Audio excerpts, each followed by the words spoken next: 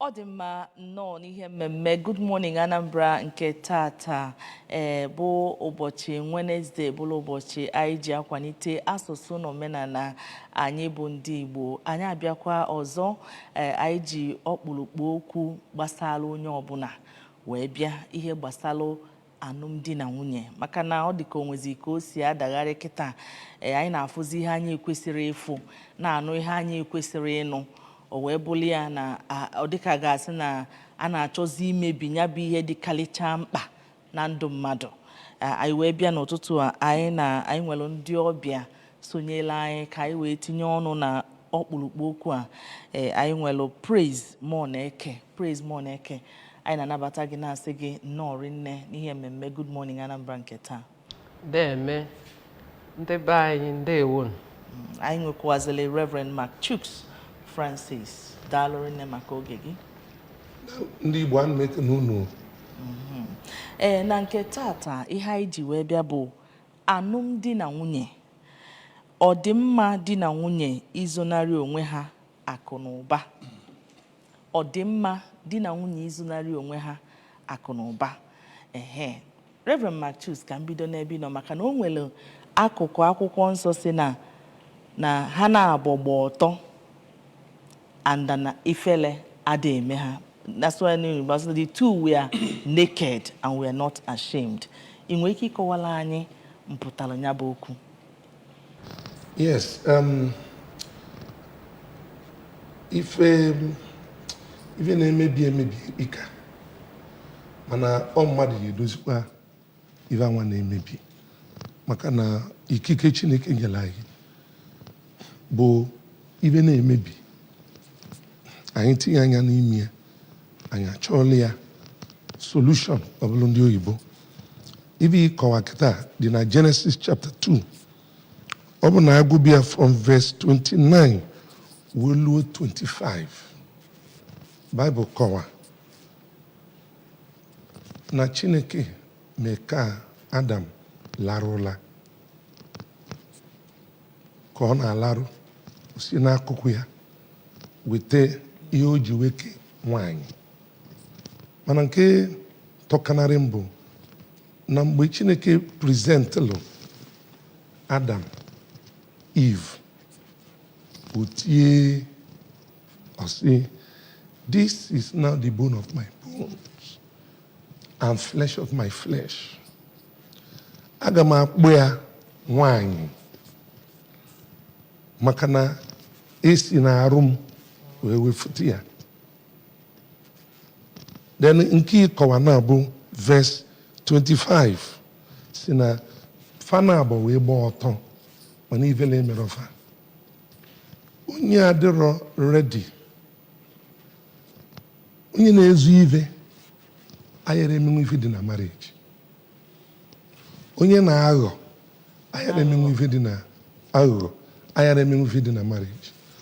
ọ bụ na ịdịrọ nke ndị ọcha kpọrọ transparent ya ọ ga-abụ di efu gị ọfụchago gị nwunye efu gị ọfụchago gị agaghị enwe ife ndị ọcha kpọrọ skeleton in the cupboard onye adịrọ ready ime otu a agara emenwe ife dị na di na nwunye so iji wee kwu nke bụ eziokwu o kwesịrọ ọ bụrụ ana na ịnụta nke gị maka na ụfọdụ o nwekwa ebe ọzọ akwụkwọ nsọ dị na ka ya bịa ebe ahụ ka ihe m na-eme bụ ka anyị nwegodu background tọnana tutu anyị wee banye na ọkpụrụkpụ okwu anwa anyị ji bịa. Ka ịkọwakenela anyị Praise kedu ka isi wee fụ ihe a na-akpọ marriage gịnị ka ọ bụ maka na ama m na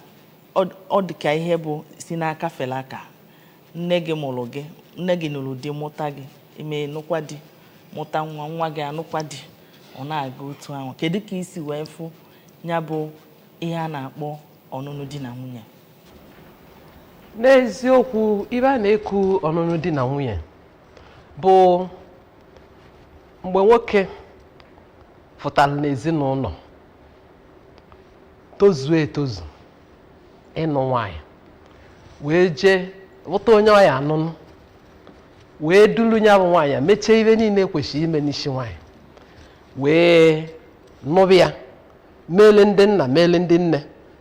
mee ibe niile o kwesịrị ime na ndụ Nigerians anyị nwere ele anyị si anụ nwaanyị anyị anara aga anyị izu n'ezi anya anụba wee nụba nwaanyị ahụ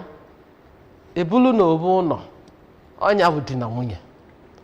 na nne na nna agba gị ọbọ na gụ na nwa m anụbago onwe unu nne na nna nke gị kwetekwuo na nwa m abụgolu nwunye gị eweliara so edebere ya na ọnọdụ ahụ ndị oyibo si settlement esetụlụcha anya ọnya bụ di na nwunye so ibe duzi na di na nwunye bụ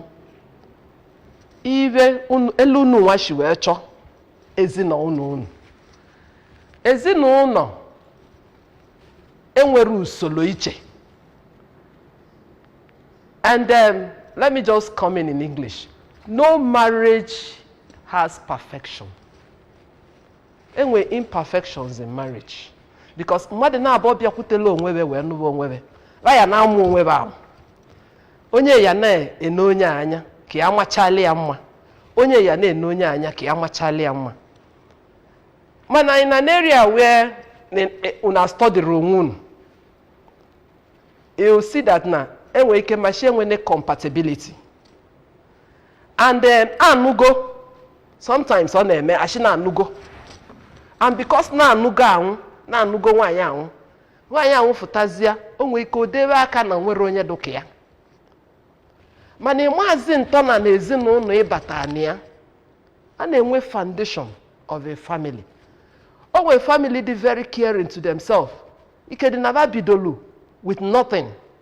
Ike dị na enwere good foundation. Nne na nna chịkọ onwebe chịkaba mee ka ezinụlọ bakwudo. Ụdị ụmụazị ahụ azụlụ ebe ahụ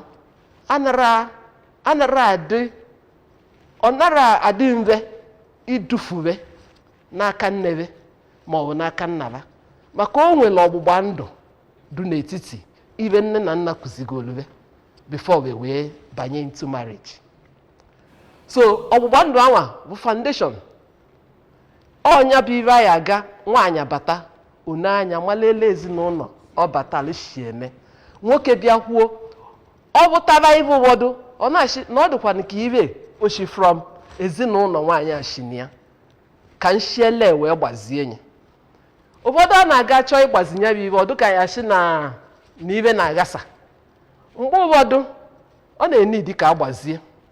o nwee ike bụrụ nwaanyị dị extravagant anyị akụzielie ya chịkọnata onwe ya na ndị be anyị nakwa na-eri ego na anyị wụlụ ego. Ọ bụrụ nwaanyị dị so wild anyị akụzielie na ndị be anyị nakwa na-adị ụdị wild edo na-echakazi na-enwakazi ire chịkọnata onwe gị. So ụmụ usoro ahụ niile pending on ele ndushi wee nweta onwebe because marriage enwero best dimension. Kwa ka ijidegodi ya Reverend Chuks o nwere ihe mmadụ nnukwute mkpa na alụmdi na nwunye ntị ka anyị neke n'anya malụ maka na-emekwa ya bụ ihe otu anwa ịma na abịa eme ndị mere onyonyo anụnwa na-etinye ha na-akpọ manual ka i wee na-enele anya wee na-operate ya ka o wee dịteel gị aka tutu onwe ihe meli ya otu a ka ọ dị na onye melụ alụmdi na nwunye bụ Jizọs na onwe ya o nwere manual o nyere anyị ka anyị wee na-enele anya. Ọ dịghị ka a na-enezikwa manual anwa anya n'ụbọchị taa were anụ di na nwunye.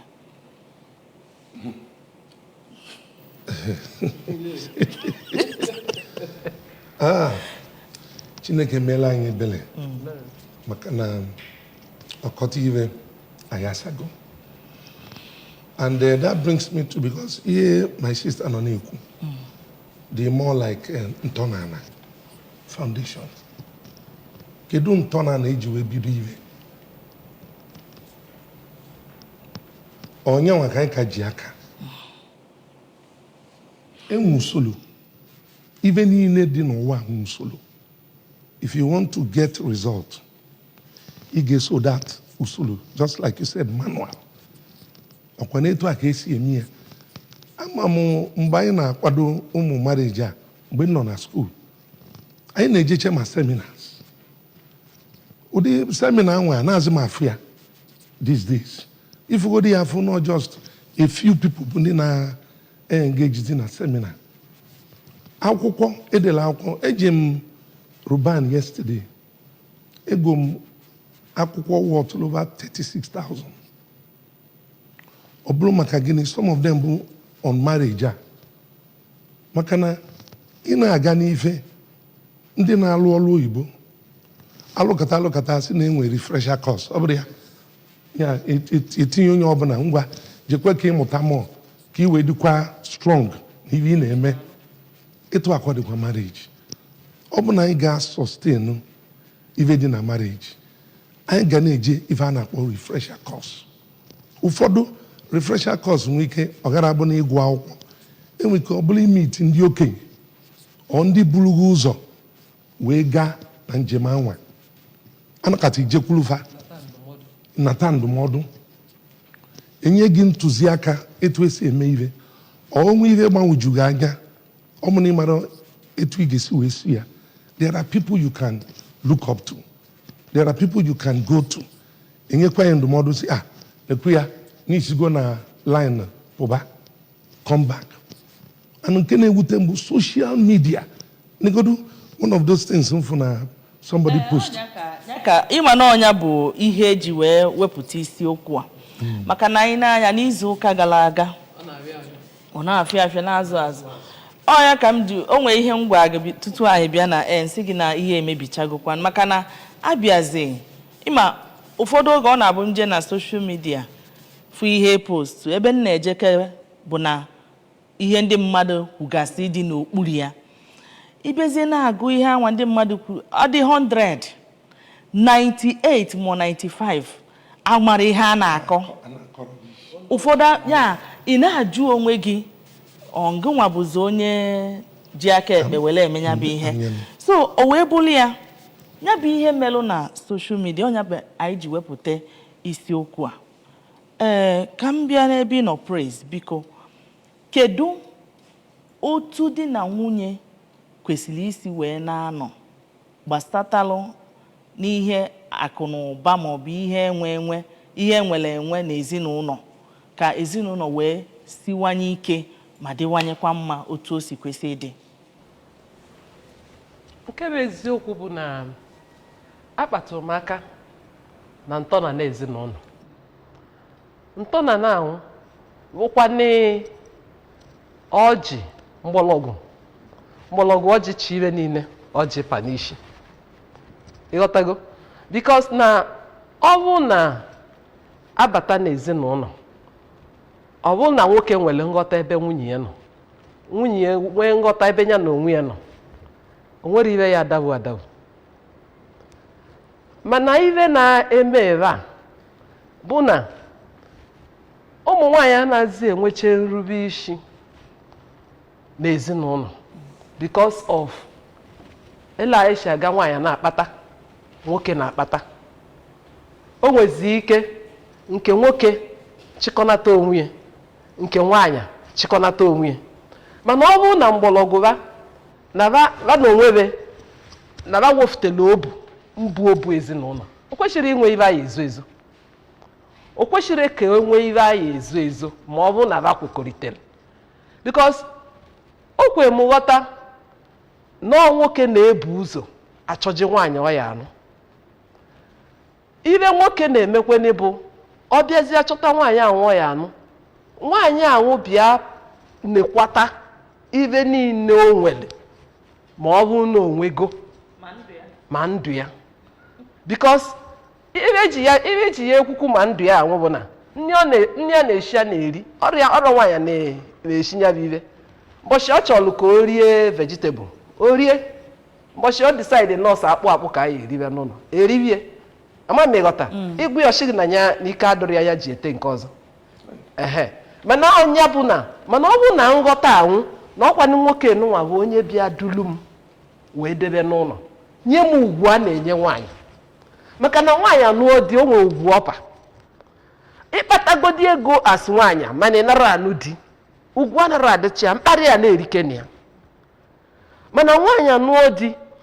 anwa ka nwoke anwa adụ opeli mpe orili nne ovuli ivu ọ dị chọkị chọkị ọ dị kpọkị kpọkị ihe eji ekpọla iwe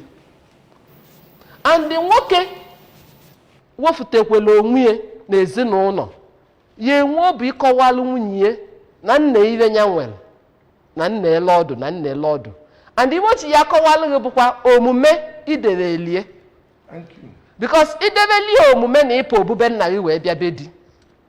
o debeli gị na ya na onwe ya echekwekwa onwe ya echekwe asị nwoke ka ya ga akwa anya aka ka ya gbe na-adawune ọ dịkwa mma n'ọgụ nwa n'ọnụ gị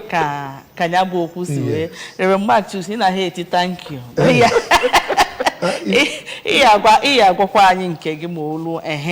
ịma na ka a na-ekwu ọnwa ka a na-ekwu ibe na ajụjụ njụ bụ kedu otu o si kwesị ịdị ịzaga ọtụtụ n'ime ya mana nchọ karịrị Mark batakwuo tinye ọnụ kedu otu alụmdi na nwunye si kwesị ịdị kachasị n'ebe gbasalụ ihe akụ na ụba nke dị n'ezinụlọ anwa mmebidogodo from ọ bụrụ ana na inye Chukwu nsọfụrụ dịrị ya mgbe ị na-achọ nwaanyị. A prudent wife is from the Lord. Ebe Bible kwu. So ọ bụrụ ana na ijisi ike kpee ekpele dobe onwe gị n'ọnọdụ ị ga-eji wee fụ maka ịrapụ nwaanyị niile ka ọ bịa na-asụrụ ya akpa ya dị confused. Ịrapụ nke ọzọ ọ bịa na-esili gị nri you'll be confused. Once you allow such things to happen around you, every girl can come, every man na-asụrụ ya pant, ya dị confused. Ị gara amazi nke ọgwụ mana idobe onwe gị etu ị kwesịrị wee na-ekpe ekpele dị na ya, Chineke ga-enye gị nke bụ nke gị. And gị na nke bụ nke gị nọrọ ana ifo that ọ dị very very easy to relate because no God onye gị nka mana ọ gị ga-ejikwa anya wee chọọ mmago ịchọta wee si Chineke na-ekwu ya, Chineke asị ngwa go ahead. Ịdịrị ana blessed to that point. Ịma na nzolo nwunu ibe ya bụ history ọgazi eme because sometimes ibe mpụta kịta ọmụna nwe 5 naira onwe man ka ọlụ na ha na-achọ ego ya na nwunye ọkwa pastọ ka ọ bụ ya na nwunye na-achọ ego fa enwere ego fa na-achọ o wee jesekpula na ka o kpee ekpele si Chineke nna kedu ka isi wee dobezi anyị n'ọnọdụ a, we can't even eat, we need money. Mmụọ Chineke wee gwu ya na nwunye eji ego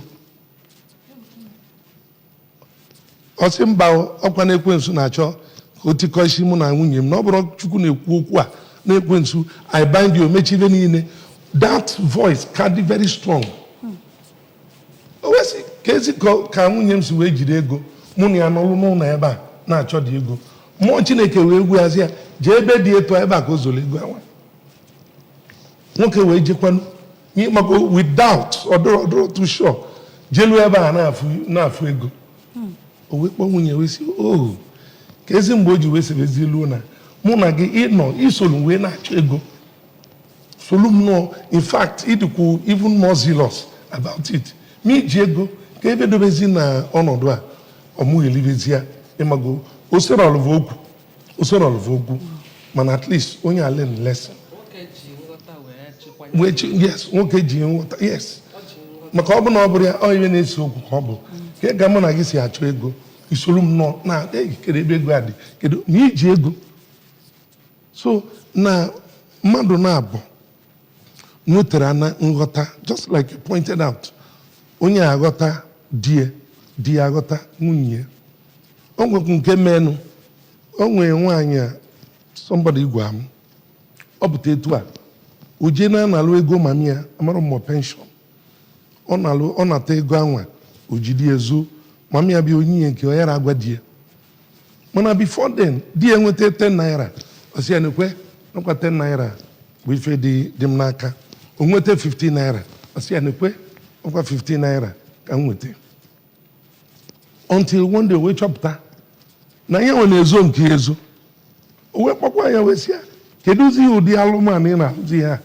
mụnwa pụta ndị transparent na-agosi gị na ego nji n'aka gị nwa weta nke gị ijezuo ya ụfọdụ ọbụkwalụ terrible advice from wrong companies and wrong friendship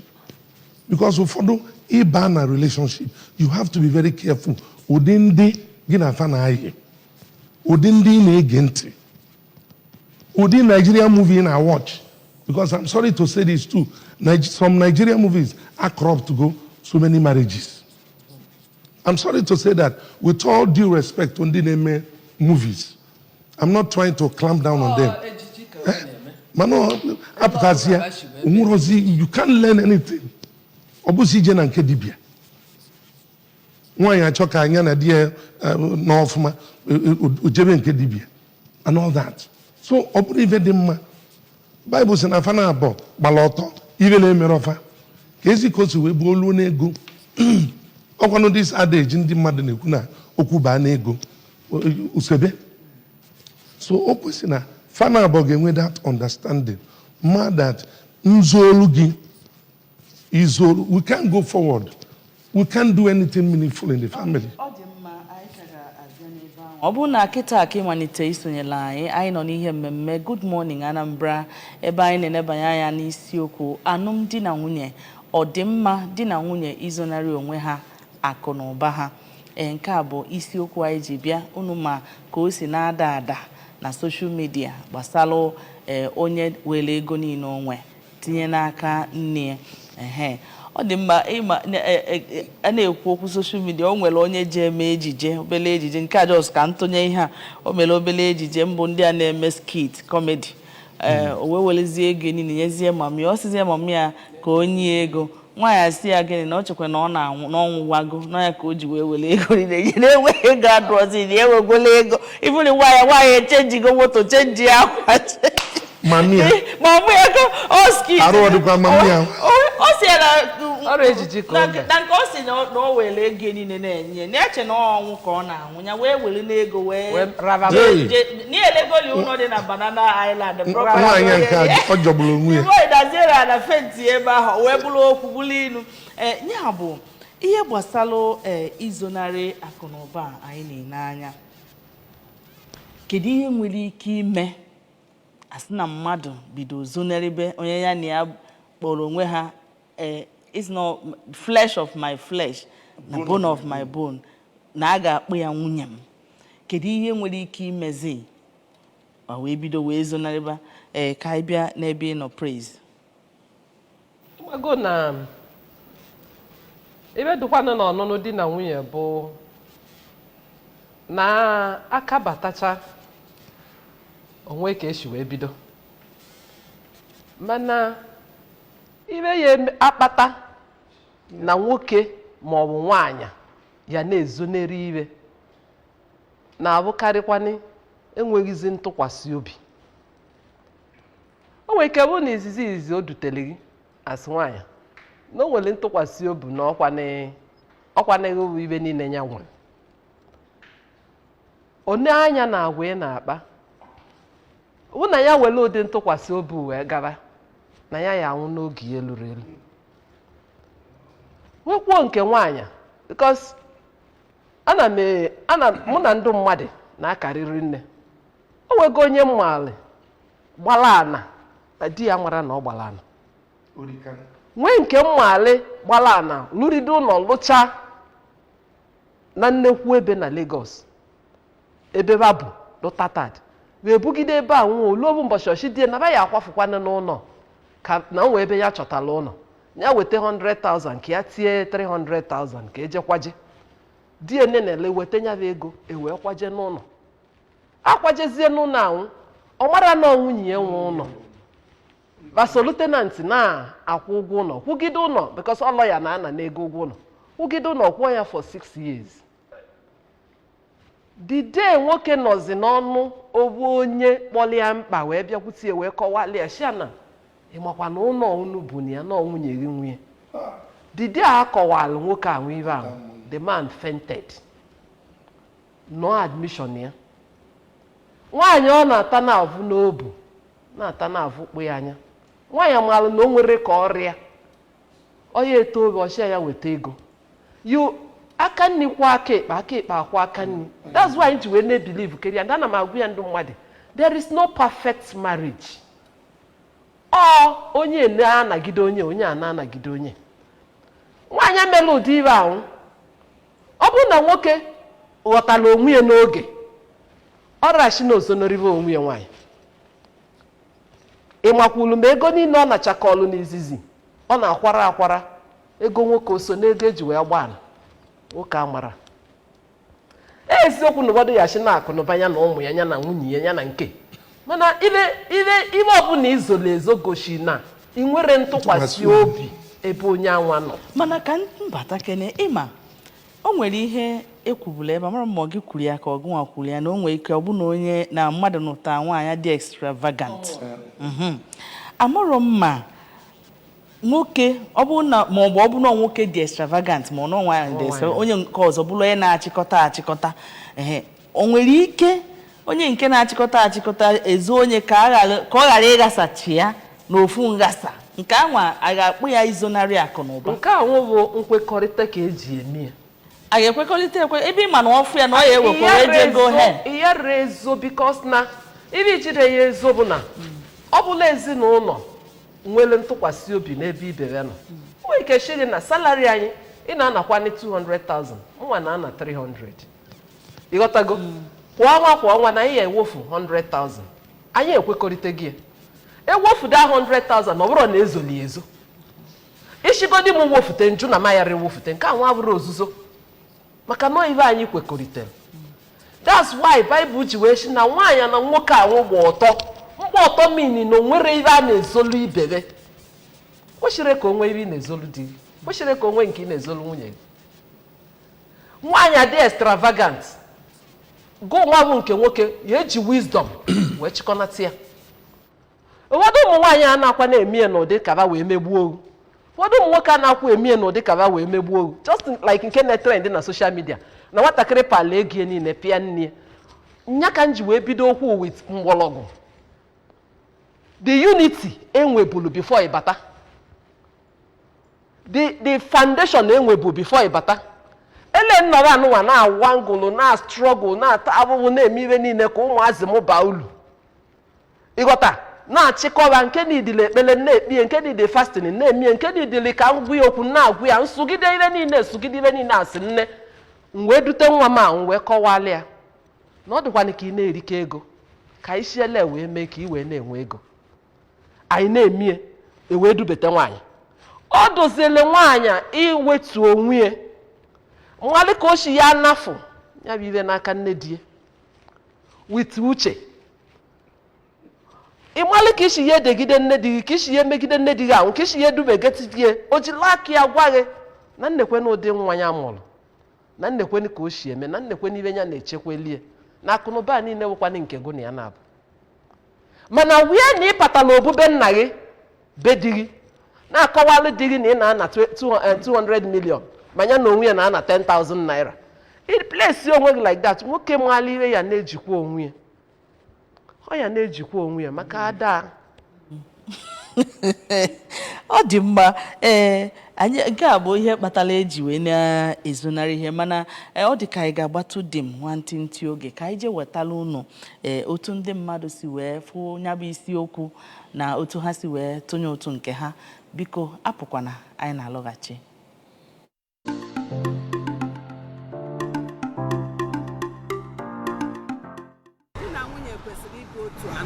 According to the Bible, Banabo kwesịrị inwe otu nghọta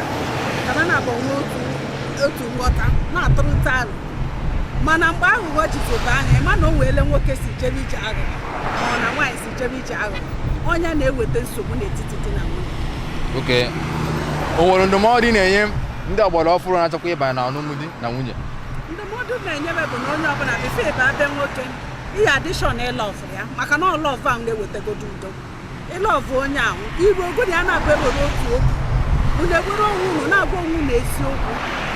unu bido n'ọgụ nwere ire ya etisa enwe ihe nọ on trend na enwe nwa okorobịa na-agba bọọlụ n'onwe were akụ niile ọ kpata akụnụba ya niile debe n'afa nne ya enwe ihe o mere o ji mee ya nkọsị ya nke a wee gwazi gị ndụmọdụ enwe ihe o mere o ji mee ya onye gị anya na onye ọ chọrọ ịnụ nwere ihe o bu n'obi wee dị ịnụ ya ụmụ nwaanyị gwara ya na nekwe onye a anyị maara onye a mepekwa anya gị gbado anya ma ị chọọ ịnụ onye a ọkụpụrụ ha mee ka ọ mara ihe ọ na-eme ọnụnụ anụ omere ofu arọ nwa bebe na ọ chọba divorce ọ gosi clear na enwe ihe o bu n'obi wee bịa nụbụ ya so that ọsịzi a na ọ chọọzi ịnụ nke nwoke ezusirizi aka ihe niile ọ kpata afụ niile ọ tama ọ kee ya ịbụa nye ya ofu ọ rapụzi anụ nke nwoke bụzi a na-enwere ihe onwe na ihe niile bụ nke nne ya nwaanyị bebezi akwa ọ bụrụ nke nwaanyị ka a ya ekesi obebe akwa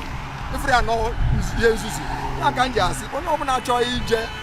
ihe dịka ọnụnụ di na nwunye ọ bụrụ ihe a na-ajọs ịba ịpụtakwa ọ something of lifetime so ọ ya bụ ịchọ nje ịgbado anya mara onye a ịchọ ịnụ ọfụma ọ ya ka ndị Igbo ji emefa chọọ ije n'ugwu anyị eje nneta ụlọ eje mara ebe onye a si mara ebe nke nwoke si mara ebe nke nwaanyị si mara ife dị na befa ọ bụ na ndị a na-eme ụdị ife a ihe ya pụtara ihe mere na o kwesịrị ka two of them anwụ mgbe ha na-ezoro onwe ha ihe na mmekọmbaghị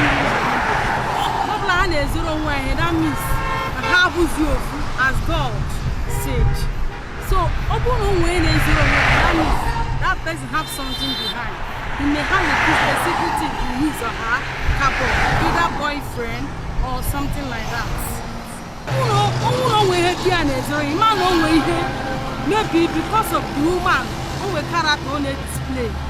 mere na o ji ezoro ihe ahụ that is one important part of it onwe character or maybe na onwe ihe ọ chọrọ nwunye ha mara about that o kwesịrị Baịbụl sị na nwoke ya alapụ mami alapụ papi ya bịakwute nwunye nwaanyị alapụ papi ya lapụ mami ya bịakwute ha na-aba abụrụ ofu ha na-aba ma mbuzi ịbụa so ha ekwesịrị ị na-ezolo onwe ha ihe maka na di na nwunye bụ ofu because the Bible says 1 + 1 is 1 so ihe bụ na di gị nwere nwunye gị nwere na ihe na-aga ọsị about times ịnene the character na etiti gị si eme ihe ọ bụ ike bụrụ na anyị nwere ego di gị abụrụ ndị na-aji achụ nwaanyị izetili ife ọ ya emekọsị nwaanyị na-ezo ụmụ nwoke na-ezokwalụ nwunye ha due to o nwere ike bụrụ nwere influence from the parents or anything mana ọ bụrụ ya etu o kwesịrị ịdị na ọ karakta na editamin na na-ezi ife mana ụlọ ọtụ onwe ụlọ ọfụma na-ekwesịghị na-ezoro onwe na ife ọ dipendị your motive iji aba marriage some people anaghị aba na ụfọdụ na-eme ka ha jee n'ọdị ụfọdụ nwere ike ọ bụ na demand nwere ego ka ha jee ebukwara ego ụfọdụ ọ bụ na nwaanyị nwere ego ka ha jee were ego ọ dipendị the motive iji aba mana ọ bụrụ iji ị na-aba as a Christian marriage ị na-aba ka unu fụ onwe unu n'anya etu Chineke si ekwe all these things ekwesịghị na-ahụkọ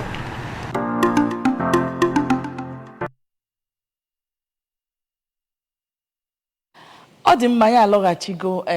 ka dịka anyị nụchala onu ndị mmadụ n'ụtụ ha tụnyere n'ihe gbasara alụmdi na nwunye ọ dị mma ka di na nwunye izonarị onwe ha akụnụba ha nwere anyị fụgasị ka ndị mmadụ si wee tụiche ụtọ ama pastọ kedu ebe ị ga-esi wee tinye ọnụ maka na ọtụtụ na-ekwu na ha na-abụbụla ofu na enwero need ama m na anyị etinyebugokwu ya anyị ekwubu gị ebe a mana o nwegasị ihe ndị ọzọ ha wepụtache na atụmatụ ha tụpụtalụ ana m ekwu ya wee luo echi onye ọbụla ga-enwe patanụ na-awa ọkwụlụ ya just like mgbe anyị nọ na atụghali uche. Nabata n'ebe ụtụtụ ọma. Ụtụtụ ọ dọbiligo ngwa gaa n'ihu. So no, ịmalụ nke na-awa ọkụrụ ime. Onye ọbụla ga-adị careful about ife a na-akpọ unele anya. Ịbịa ije na-ene onye ọzọ anya ka o si eme na family ya. Ibute ya na your own family. You will cause chaos, confusion. Gị na nwunye gị ga-eto together. You carry each other along. Enwebegodo ebe a na-enwe differences. Because you have been together from the onset. Ọ ga-adị very easy for asị na egwu nkịta bụ onye adala ibie. So ya enwenata ebe ya adala nwunye gị. Nwekwa ebe nwunye gị ya eme gịnị ya dakwalụ gị. Ọ dịghị ana mma etu a. You will find out that ọ ga-adị very easy ka ife anụnwa na-ekwu nzogheli ife niile a na-ezogheli onye ezo ego ya onye ezo akụbi ya ozo anụ goro nke ezolu ụlọ na-alụ. You won't find it. There are some things I don't tell my wife before maybe because na ma amago na emeche mma agwụ ya because enwekwa ike ngwụ ya ana m ama nke mma na ngwara anyị ya o butere nwebele okwu so mbịa onye bụ wisdom Bible sị na knowledge eji eso ụmụ nwanyị so mbịazi ya nna-eme ya pụtazi ngwụ ya si ya nekwa ibe na-eme ụnụ anya fụ na ọ gagofa onyinye ọkala enyo ya azị anyozi especially ọma na it is still for the good of the family or karịkwa mmago na-aga mana onye ọbụla ya dị careful about number one n'ele anya ije na-eje copy o nwere some people na-abịa afọ ife difa ma nwunye fa ọsị ọbụla ọnya nwa isikwa mme nka asị they are just boastful confucianist ịghọtago enwere ike sef di ya ewelite onu kịta anụnwa omenaka ịghọtago mana ọ pụta n'ilo nwaanyị ibie isi na ọ mee gịnị kama ka ebe iji wekwute ọ bụrụ mmụ we should be careful of ndị ọ bụrụ mma. Then number 2 bụ onye ọbụla ga-adị careful mara ebe ọ si anata advice maka ụfọdụ ndụmọdụ bụ ekwensu tinyere ya n'ọnụ ndị mmadụ just to destroy the peace that you have. Did you know na achọpụta m na ụfọdụ ijide nwunye gị aka in the public onwe ndị ọ na-ewe iwe ewo gị na nwunye gị ebupụta nri ụna na-elikọ nri onwe ndị ọ na-afụ ụfụ n'obi. I found out myself emechezie ifufa fana ọ na-azụ na-esu unu imi olu mgbe emechekịta isebe human beings are so terrible. Bible said that obi anụnwa dị aghọrị nne ụdị enwe ike ịmali ya from the way they are before you know it now if you allow them ebido mebe gị advice na maka nne unu na-elikọ ọnya mee di iji eme ya etu a ma nwunye iji eme ya etu a. We must be careful about the people we listen to. Ọ dị mma o nwee ihe ọ dị m ka ọ dị ezigbo mkpa ka ewepụta ebe a maka na a na-ekwu maka izonarị ihe ịbata n'ọtụtụ ezinụlọ o nwee ndị achọrọ ịma o nwee ụfọdụ ụmụ nwoke na ọ bụ ha nwa bụ ndị ji ego anwa ma ha chọrọ ịma onye ịkpata ma ọ na-ịkpatara ihe ama ha hapụ gị kedu ka ọnọdụ si kwesị ịdị n'ụdị ezinụlọ anwa maka na enwere ndị ọ na-eme n'ezinụlọ ha di ga-ama njụ gị nwaanyị kedu ụgwọ ọnwa gị this month ngwa weta ya ka amara ọnọdụ enwe ndị ọ dị naturally and ha na-ebikọ ọfụma so kedu ka ọnọdụ si kwesị ịdị n'ụdị ebe dị otu a na ntụnye nke m ịma na ndị be anyị si na ugwu bụ nkwanyere ugwu a na-akwa ya ugwu akwa nwaanyị ya na nwoke bido bube n'ụlọ nwoke a nwe bụ ka o si ebu before ọ bịa ka dute ka o si ebu nwere ike ịbụ na ọ bụrụ mmadụ na-eneje anya n'ime mmadụ ji ọ chọọ dị ịma ibe idebe ịghọtago ọ chọọ dị ịma ibe dị ya n'akụkụ gụbụ nwaanyị wee bata gụbụ nwaanyị aghọta di gị ịma na ị ya na-akwụnyeli ya ugwu bai ịkọwalịa n'ibe ọ na-eneghele anya na nnekwe n'elu oshikweshi ka isi wee mee ya ọnya bụ na isi na-abụ ka obi isi mma nke ahụ mbụ nke ọzọ bụ na nwoke na nwaanyị bụ n'ụlọ ma nwoke anara ajụgha gị because o nwere ndị na-achọ ka ba nwachalị ibe niile dị n'ite ahụ anụ ego one ka igo azụ ego one ka igo ibe gịnị ka igo ọkwa ịghọtago mana o nwere ndị ya gara nye gị ego ahụ ga-achọrọ ịma then nwekwe nwoke ya afụta onye gị aka gụjee chụba anya bụ ego chọta ọlụ ka ịlụba ọ chọọkwa ịma ego one na-ana n'ụgwọ ọnwa ibe ọ maara bụ na oke nke kwesịrị na ya nwa ya na-eme n'ezinụlọ na ya na-eme ya ịbịa n'ụdị ezinụlọ nwaanyị na nwoke shiela ebu ọ dịrọ m ka onwe ebe a na-ezoneri ibebe because na ọkwa anọgodili shigị na nwaanyị na-ezoneri nwoke na nwoke na-ezoneri nwaanyị ibe nna ajụ bụ ọkwa na obu na-anwụ ka ba bụ ọkwa ebe na-akwa anwụ ka a na-edie ka ebe mee mgbe ba die n'elu akwa ba na-akarị other deeper things deeper secrets about themselves ka ebe mee na ba yara share that openness na nnekweni ibe nya chere ka nya wele gie wee mee maka nwaanyị nwee ike shi na nnekweni na biko achọrọ m ka anyị gbaa ana na ibe anyị bube mmadụ n'ike agụgo m nwoke wee shi na m enwekwe n'ego nji ya gbaa ana nwaanyị nwee ike ebe ọ nara enieli anya n'ego ọ gbawa nkulunku ka ya shi ya agbata ana nwoke ahụ ya appreciate ya ma agwacha ndị oyibo na ọ try nwee such mind to move forward and get what she wants provided she's open ọ bụrụ nke imie na nzuzo at the end of the day nwoke anụ ya ma ọ bụ ime ya na nzuzo at the end of the day nwaanyị anụ ya ọ nara ama aga inete anya inegheli n'ezinụlọ na-enyekwu aka agbazi ibe ụfọdụ nke a nwane trend na social media for how long has the marriage lasted? How is the woman? What exactly did she come for? Or neglect that aspect of the man's life? Eba me na gota filie na ya de na ya onwe ejuli ya abo no nwere ibe nya ji ego nwata nwoke eme nwata nwoke na onwe enwe onye na-echekweli enya bụ ego before ibata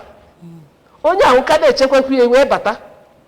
ama m ghọta ebe okwu m na-eje onye ahụ na-echekwa ego ahụ before ibata na-echekwekwu ya wee bata mana ị neglect li aduto na nke inweli juru abụ ịpụ ụba ị na-ezi nke ahụ anya ka ezi ka o shi wee bụrụzie na esemokwu ka ọ ya abịa wute gị o kwesịghị ịdị iwo gị iwo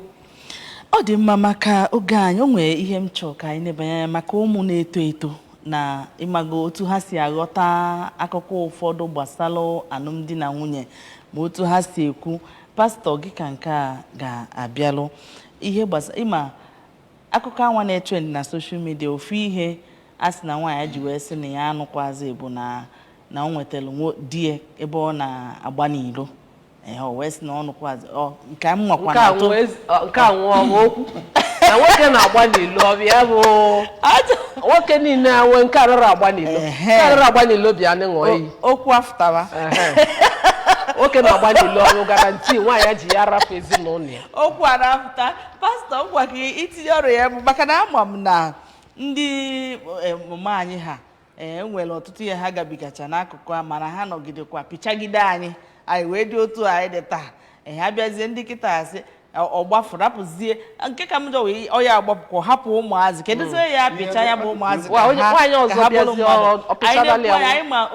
okonjo iwu ala malụkwa akụkọ nke die na ihe pụtacha anya ya emechaa ha na-abụ ka nọkwa gosiri na ọ dị ka o nwere ihe ihe gbasalụ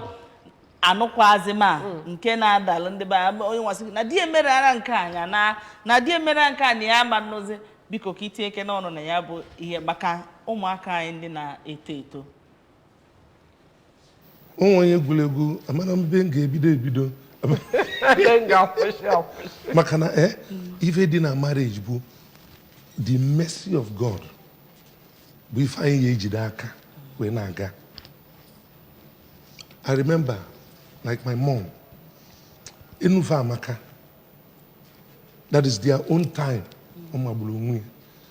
Ịmakwa na ọ ka m bịa anụchago n'onwe anyị ka m bịa mmalụ n'ofu moto my father nwe no my mom bụ onye golie mana anya mara due to na my mom ejiri ya etu ọnụ ma maybe fasibe okwu ọsị biko onye kwa moto m ka the other day ka m nyere ofu nwaanyị aka lee moto ya ọ bụrụ moto ebunyeli ya during marriage. I don't blame her because the man rapụrụ ya jekwa tụba another woman ime. I blame Romia. Mana during our own time, I am too sure that my father, no jeka ma. At least when Kaima, even when we came to live in another place, I am a kulunkawa. Mana, my mom was condoning hini Imago na pakwa my father na pakuya. One day kangwa Nwunye na mmetwa mụnwa na onwe m bụ n'obi na ịdọrọ perfect. Onye m ojiri adị mma ndị adọrọ perfect ekwesịrị ịdị na-akọ akụkọ ndị ọzọ. Nye etu a mụ na gị nọ na mbutu akụkọ Mama John Bull anyị akọba. What right do we have to gossip about people when we too are full of faults? If a marriage geji we stand, one of the things that geji we stand, you have to know that you didn't marry a perfect person. Kachine kenye gi amara, he solve one the problem. Mabu no odaptalo gi. Chukwekwe na konwa kali anyi, daptala anyi. So oweboma, if owebu mi va ine, even onwebu even enjoy uku the other time, but somehow I wasn't able to say it. One man, one lady dufte mother nabo on social media. Also na cause of budie, cause of bestia. Okay. I've never seen. Oh, the back I want to about to say, Gadiro. Oh, to Toma. Oh, to Toma.